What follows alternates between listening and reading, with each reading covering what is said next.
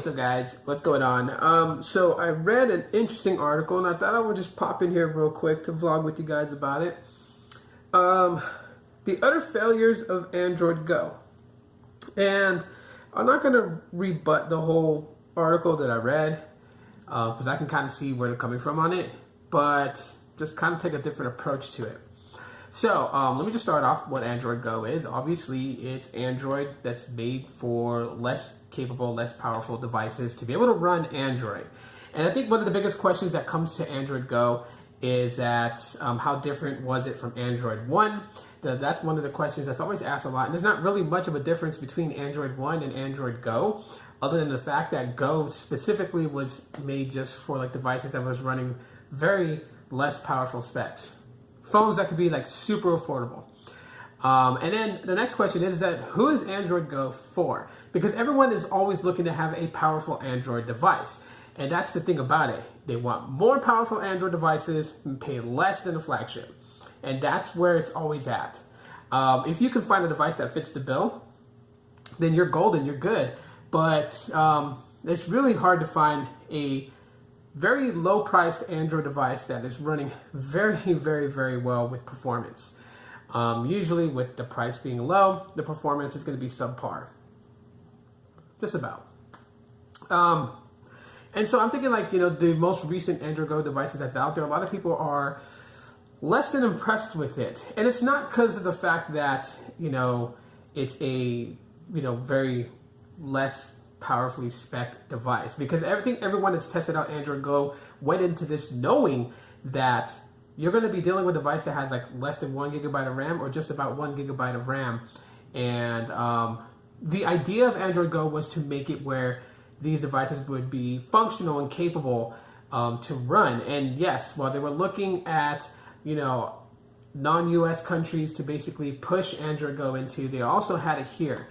So one of the things that I wanted to say, if I was to throw anything on it, like what Android Go or who Android Go is marketed for, I'm thinking that this would be a perfect device for kids.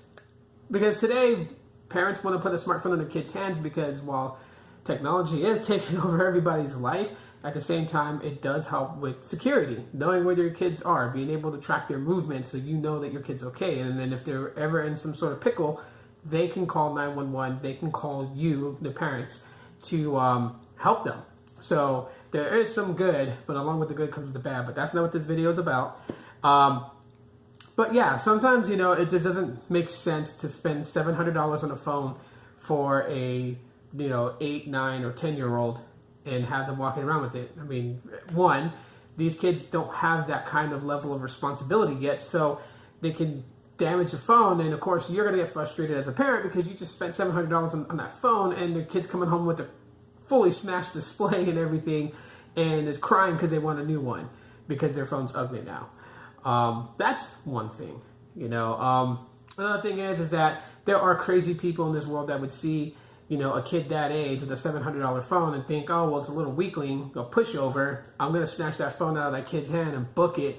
And I got me a $700 phone at the expense of some little kids suffering because their phone just got stolen from them. So Android Go kind of positions where you can get a mediocre phone, something that can do the job, basically. And, and not have to worry about spending so much money on that phone. So, for me personally, I think Android Go devices should be anywhere ballpark it between 30 and $100, depending on the specs that it has. But it also depends on the manufacturer and what kind of hardware they decide to use to build the Android Go device.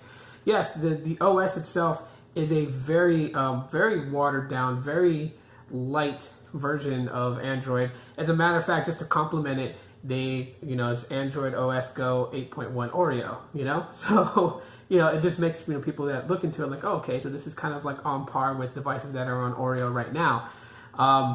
Android Go, to me, is catching some bad heat, some bad flack, because of basically the experience that they're having. Like, you're having all these different people who vlog and blog and, type up news articles about technology on a daily. This is what they do for a living. You put that phone in their hand and they get a bad experience with it, and of course they're going to write something very bad. They're writing their experience with the phone. For me personally, I feel like that the Android Go operating system would run flawless on some devices that we know delivered a good experience, okay? Some devices, like I've said in past videos, like the LG G Stylo, the original G Stylo that came out on Metro PCS and Boost Mobile, i.e. T-Mobile and Sprint.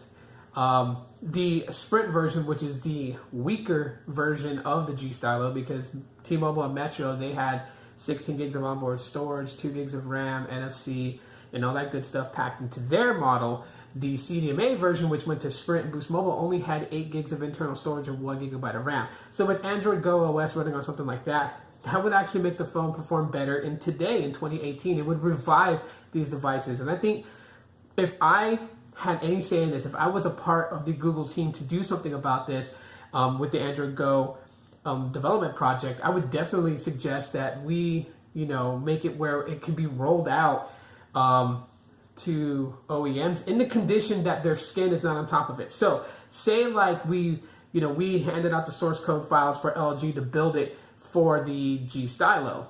Well, then I wouldn't want LG's UX on top of it, because it's going to run better just stock Android without all these skins on top of it. And that's one thing you got to think about too. Getting the operating system and then throwing your skin on top of it is doing it more harm than good. So they're not getting an enriched experience that is going to allow a less powerful device to be able to function much better than what it would, say, if it did get the latest version of Android right now, which is overly whelmed with features built into it. Of course, it would bog down something like the G Stylo really bad. Something terrible, like you'd probably throw the phone across your room. Terrible. Well, with Android Go, it would run flawless if it was just stock Android, okay? And the reason I use the G Stylo as reference is because it didn't have that pen pop feature, so you're not missing anything with LG's UX not on top of it. Devices like the Stylo 2 and the 3, those were the ones that got the pen pop feature from LG, but the original G Stylo did not. When you pull the stylus out, nothing popped up on your screen as far as like little dabs to, tap on the memo and things like that. So without the pen pop feature on those, it would run clean with just basic stock Android. And you would have the stylus on that. But there are other devices that could benefit from that, like the ZTE Warp Elite. And I'm naming Boost Mobile devices because I use Boost Mobile, and so these are some devices that would come to mind that would definitely benefit from this program. But then also, besides giving it to older devices to rekindle them, newer devices being built, it depends on the manufacturer. And if I were to name an OEM to be charged with the task of making Android Go devices, I would definitely go with HTC. I would go with them to pump out a Android Go device. They've been pretty good at making some mid-range devices. And then also Motorola. Motorola to pump out some Android Go phones. Those are the two OEMs I would go with, but that's just my opinion, as they make fairly good phones. Now, a third one to throw in the mix, I would say ZTE, because ZTE has done very well with mid-range budget and their flagship series. So they've been consistent with all three areas. So I would definitely want them on the project of making a Android Go device that's more than capable to run out there for people and stay within that budget price range between $30 and $100. But that's just me. So let me know what you guys think. Have you guys picked up an Android Go device? Have you guys experienced using it? Because I am now interested in possibly picking one up just to see what to expect out of it and to give you guys a full rundown. So that is my targeted goal in the next couple of months, is to get an Android Go device. And once I do, I'll let you guys know how it goes. But until then, thank you so much for taking the time to check out my video. I really appreciate that. You guys are awesome. And I'll talk to you guys in the next one. Aloha.